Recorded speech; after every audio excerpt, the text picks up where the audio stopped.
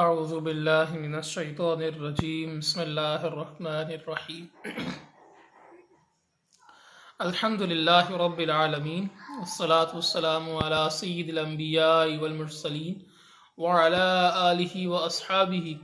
ومن استنى بسنته الى یوم الدین اللہم اجعلنا منہم ومن الذین آمنوا وعملوا الصالحات وتواصوا بالحق وتواصوا بالصبر اللہم الہمنا رشدنا واعذنا من شرور انفسنا اللہم وفقنا لما تحب وترضى اللہم انفعنا بما علمتنا وعلمنا ما ينفعنا وزدنا علما رب اشرح لي صدري ويسر لي امری واحلل عقدة من لسانی يفقهوا قولی واجعل لي وزيرا من اہلی فبشر عبادی الذین يستمعون القول فيتبعون احسنہ اولئک الذین ہداہم اللہ واولئک هم اولو الالباب۔ آج انشاءاللہ ہم اللہ کے فضل و کرم سے سورہ بینہ جو ہے اس کا مطالعہ کریں گے اور اس سے ہدایت کے موتی اخذ کرنے کی انشاءاللہ کچھ کوشش کریں گے۔ اعوذ باللہ من الشیطان الرجیم بسم اللہ الرحمن الرحیم لم يكن الذين كفروا من اہل الكتاب والمشرکین منفکین حتی تأتیہم البینہ۔ صدق اللہ العظیم۔ یہ جو صورت ہے اس کے حوالے سے تفاسیر کے اندر مختلف آراء ہیں۔ کچھ اس صورت کے حوالے سے امام ابن کثیر جو ہیں انہوں نے تو یہی فرمایا کہ یہ سورہ مدنی سورہ ہے، لیکن امام قرطبی جو ہے رحمہ اللہ ان کے ہاں اس کی دو جو ہے روایتیں ملتی ہیں۔ ایک روایت جو ہے وہ یہ ملتی ہے کہ یہ سورہ جو ہے مکی صورت ہے، لیکن اس کے دلائل بڑے کمزور ہیں، اور ایک جو ہے وہ جو دوسری جو روایات جو کہ بہت زیادہ ہے وہ یہ ہے کہ یہ مدنی صورت ہے، اور اس کے جو مضامین ہیں ان سے بھی اندازہ یہ ہوتا ہے کہ اس میں جو ہے وہ اہل کتاب کا تذکرہ کافی شد و مد سے ہے، اس سے بھی اندازہ ہوتا ہے کہ یہ مدنی صورت ہی ہے۔ اس کا پس منظر کچھ اس طرح سے ہے کہ ایک دفعہ حضرت عبداللہ ابن مسعود رضی اللہ تعالیٰ عنہ قرآن مجید پڑھ رہے تھے، قرآن مجید کا کوئی خاص حصہ پڑھ رہے تھے کہ جس کو سن کے حضرت ابی بن کعب رضی اللہ تعالیٰ عنہ بگڑ بیٹھے۔ تو انہوں نے کہا کہ آپ نے جس طرح میں نے نبی کریم علیہ السلام سے اس صورت کو سیکھا ہے تو آپ نے اس طرح سے نہیں پڑھا۔ تو جب معاملہ جو ہے وہ تنازع کا شکار ہوا تو نبی کریم علیہ السلام کے پاس ابی بن کعب رضی اللہ تعالیٰ عنہ پہنچے، انہوں نے بتایا ان کو، نبی کریم علیہ السلام نے دونوں کو اپنے پاس بلایا اور دونوں سے قرآن مجید سنا، اور آپ علیہ السلام نے دونوں سے کہا کہ آپ نے صحیح پڑھا۔ تو حضرت ابی بن کعب رضی اللہ تعالیٰ عنہ کہتے ہیں کہ جب یہ معاملہ ہوا تو میں شک میں پڑ گیا، اور پھر ایسا ہوا کہ زمانہ جاہلیت کا شک جو ہے وہ سامنے آ گیا۔ نبی کریم علیہ السلام نے مجھے دیکھا اور میری حالت کو دیکھ کے مجھ سمجھ کے، تو بعض روایات میں آتا ہے کہ آپ علیہ السلام نے اپنا ہاتھ مبارک حضرت ابی بن کعب رضی اللہ تعالیٰ عنہ کے سینہ پہ رکھا، تو جس سے وہ پسینہ ہو گیا، اور حضرت ابی بن کعب کہتے ہیں مجھ پر خوف کا اتنا عالم طاری ہوا، مجھے ایسا محسوس ہوا کہ میں اللہ تعالیٰ کو اپنے سامنے دیکھ رہا ہوں۔ اور بعض روایات میں آتا ہے کہ نبی کریم علیہ السلام نے ان کو اپنے قریب ان کو کیا اور ان کو سینے سے لگا لیا اور ان کو زور سے بھینچا۔ تو پھر آپ علیہ السلام نے فرمایا کہ ابی بن کعب رضی اللہ تعالیٰ سے فرمایا کہ مجھے اللہ تعالیٰ کی طرف سے ایک قرات کی اجازت دی گئی، تو میں نے اللہ تعالیٰ سے بخشش اور مغفرت کی طلب کی، تو اللہ تعالیٰ نے مجھے 2 قرات کی اجازت دی۔ میں اللہ تعالیٰ سے اور بخشش اور طلب کی مغفرت کی طلب کرتا رہا، تو یہاں تک کہ مجھے 7 قرات جو ہیں ان کی اجازت دی گئی۔ تو اس کے بعد نبی کریم علیہ السلام نے ابی بن کعب رضی اللہ تعالیٰ عنہ سے کہا کہ اللہ تعالیٰ نے مجھے کہا ہے کہ میں تمہیں یہ صورت جو ہے وہ پڑھ کے سنا۔ تو حضرت ابی بن کعب رضی اللہ تعالیٰ عنہ کہتے ہیں کہ میرا تذکرہ ہوا وہاں پہ، تو یہ سن کر وہ رونے لگے۔ تو یہ اس کا بیک گراؤنڈ تھا۔ تو یہ صورت نبی کریم علیہ السلام پر جب نازل ہوئی تو آپ نے یہ صورت حضرت ابی بن کعب رضی اللہ تعالیٰ عنہ کو سنائی، اور اس کا پس منظر یہ تھا۔ تو انشاءاللہ اس کو پڑھتے ہیں انشاءاللہ۔ پہلی آیت لم یکن الذین کفروا من اہل الکتاب والمشرکین،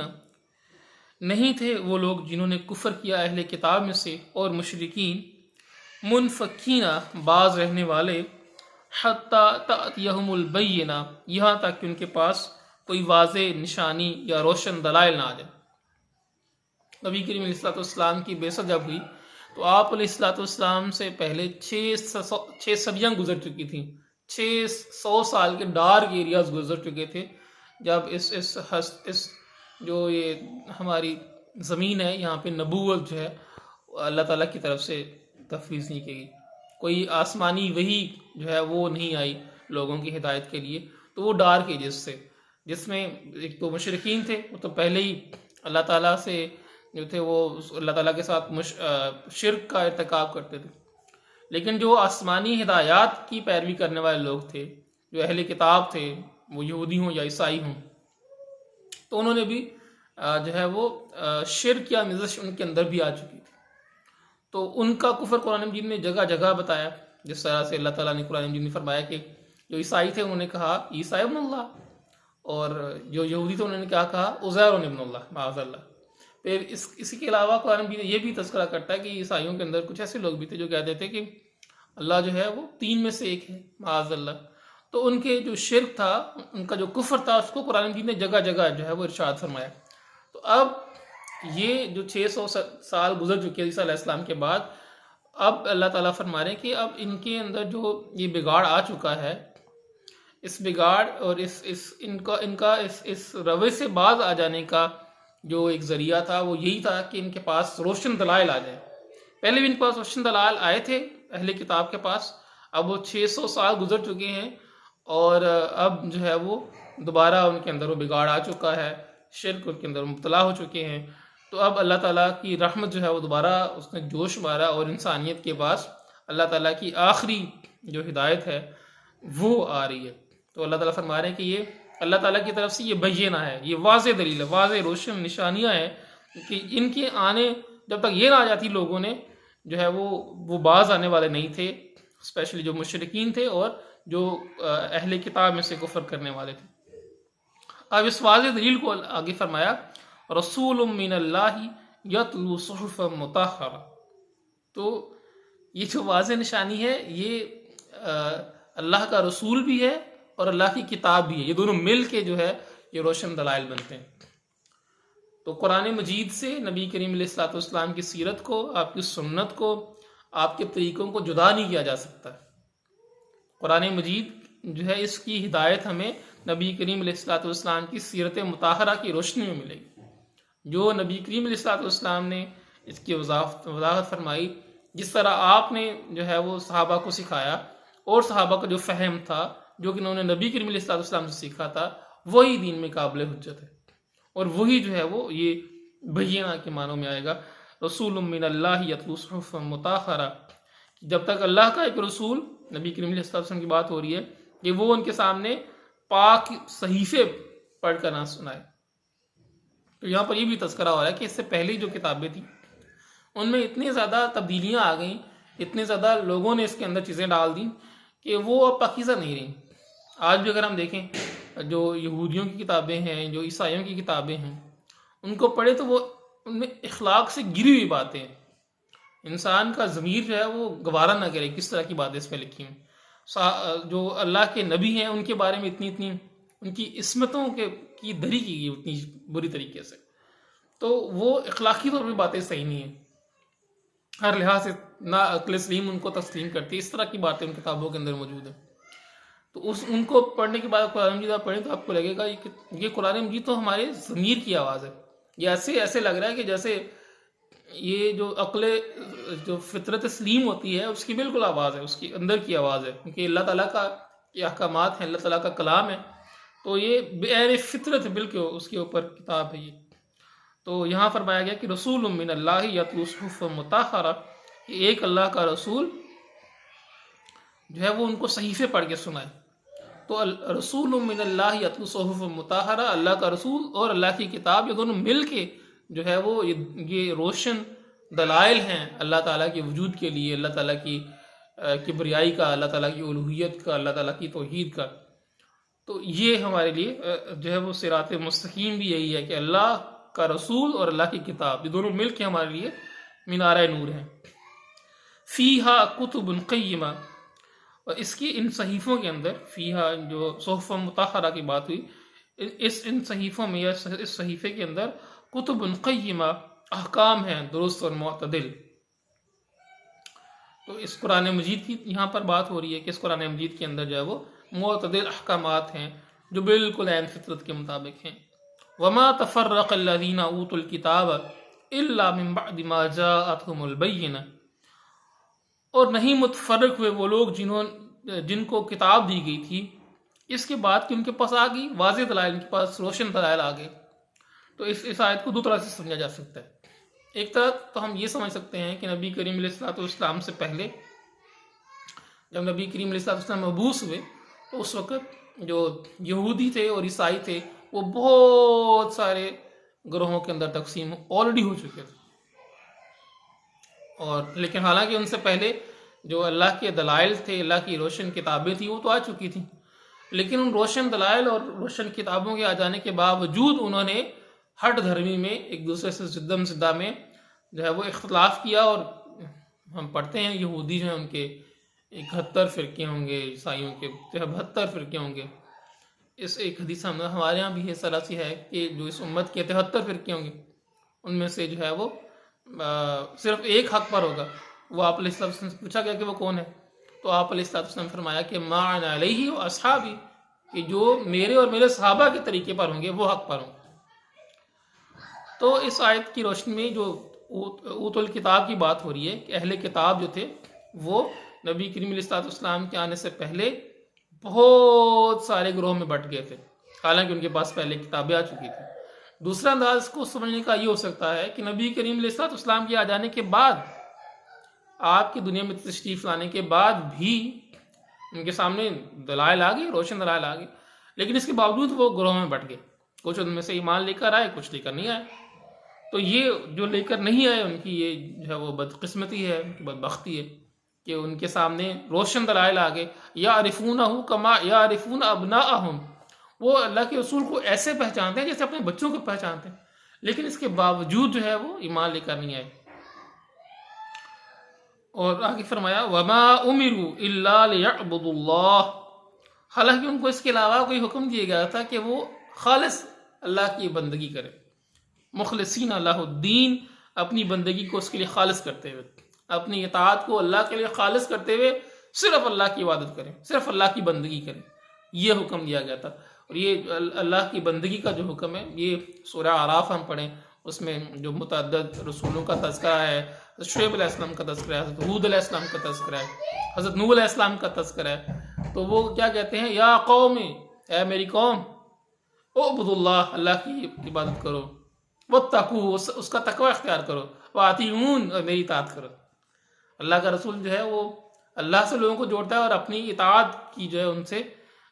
اس کی ڈیمانڈ ہوتی ہے، کیونکہ رسول کی اطاعت ہی کس کی ہوتی ہے، اصل میں اللہ کی اطاعت ہوتی ہے۔ من یطع الرسول فقد اطاع اللہ، جو اللہ کے رسول کی اطاعت کرتا ہے وہی اللہ کی اطاعت کرتا ہے۔ تو آگے فرمایا گیا حنفاء، کہ یہ جو بندگی ہے یہ بالکل یکسو ہو کر اللہ تعالیٰ کی کرنی ہے۔ اور اسی طرح یہ جو حنفاء کا جو لفظ اس میں مفسرین فرماتے ہیں کہ جس طرح ابراہیم علیہ السلام تھے وہ یکسو اللہ کے ہو گئے تھے، ہر لحاظ سے خالص اللہ تعالیٰ کی انہوں نے بندگی کی، تو اسی طرح کا تقاضا ان سے بھی تھا، یہی تقاضا ہم سے بھی ہے۔ اور اللہ تعالیٰ نے قرآن میں فرمایا نا کہ وَمَا خَلَقْتُ الْجِنَّ وَالْإِنسَ إِلَّا لِيَعْبُدُونَ، کہ انسانوں اور جنوں کی جو تخلیق کا مقصد ہے وہ یہ کہ اللہ کی بندگی کریں۔ اور پھر فرمایا وَيُقِيمُ الصَّلَاةَ وَيُؤْتُ الزَّكَاةَ، اور وہ قائم کریں نماز اور ادا کریں زکوٰۃ، وَذَلِكَ دِينُ الْقَيِّمَةُ، اور یہی ہے بالکل سیدھا دین۔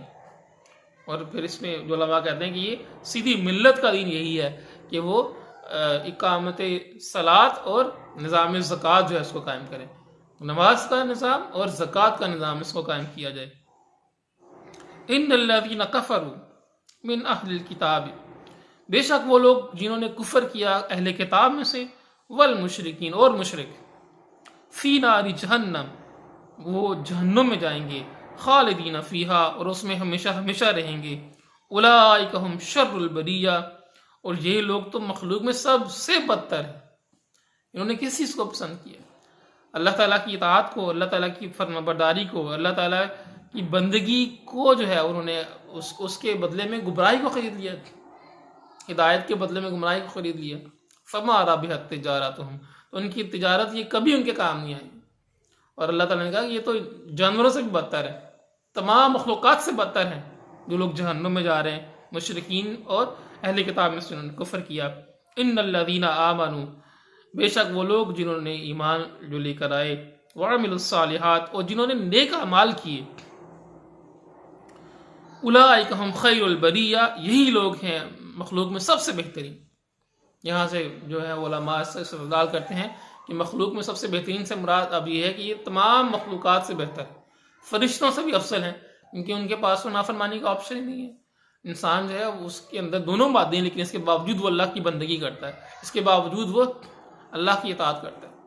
تو یہ جو فضیلت ہے، یہ کس چیز کے ساتھ لنک ہے؟ ایمان کے ساتھ اور عمل کے ساتھ۔ اگر صرف ایمان ہوگا اور عمل نہیں ہوگا تو یہ کوسچن مارک ہے۔ تو ایمان کے ساتھ عمل کی شرط ہے، ٹھیک ہے؟ تو یہ بہت ضروری ہے۔ جزاؤہم عند ربہم جنات عدن، ان کی جزا ہے ان کے رب کے ہاں باغات میں، جو کہ دائمی باغات ہوں گے، تجری من تحت الانہار، جن کے نیچے سے نہریں بہتی ہوں گی، خالدین فیہا ابدا، اور اس میں وہ ہمیشہ ہمیشہ رہیں گے۔ رضی اللہ عنہم ورضوا عنہ، اللہ ان سے راضی اور وہ اللہ سے راضی۔ سبحان اللہ، اللہم اجعلنا منہم، آمین۔ ذالک لمن خشی ربہ، یہ جزا اس شخص کے لیے جو اپنے رب سے ڈر گیا۔ سبحان اللہ، آغاز ہوا کہ وہ لوگ جو کہ ایمان لے کر آتے ہیں اور نیک اعمال کرتے ہیں وہ بہترین مخلوق ہیں، اور پھر آگے فرمایا گیا کہ ان کے لیے اللہ نے جو جزا رکھی ہے وہ ہمیشہ ہمیشہ کی جنت رکھی ہے، جس کی جو اوصاف ہیں وہ یہ ہیں کہ اس کے نیچے سے نہریں بہ رہی ہوں گی اور وہ اس میں ہمیشہ ہمیشہ رہیں گے۔ اللہ ان سے راضی، وہ اللہ سے راضی۔ اور پھر آگے بات یہ بتا گئی کہ یہ اس وجہ سے ہوا کیونکہ وہ اللہ سے ڈرتے تھے، ان کے اندر تقویٰ کی روش تھی۔ تو ایمان اور عمل صالح کا جو منطقی نتیجہ وہ یہ ہے کہ انسان کے اندر خشیت الہی پیدا ہو، وہ اپنے ہر معاملے میں جو ہے وہ دیکھے کہ میرا رب مجھے دیکھ رہا ہے، وہ جو زندگی گزار رہا ہے وہ رب چاہیے زندگی گزار رہا ہے، جو لمحہ بھی اس کا گزرے وہ اللہ کی خشیت کے تحت گزرے۔ وہ معکم اینما کنتم، وہ تمہارے ساتھ ہے تم جہاں بھی ہو۔ تو اس احساس کے ساتھ وہ زندگی گزارے، زندگی کا اس کا ہر پل، ہر گوشہ اور ہر حال اس کا اس آیت کی روشنی میں گزرے کہ اس کا رب اسے دیکھ رہا ہے۔ تو جب یہ احساس ڈیولپ ہو جائے، اس کے اندر ایمان بھی ہو، وہ نیک اعمال بھی کرتا ہو، تو پھر ایسے انسان جو ہے ان کے لیے اللہ تعالیٰ نے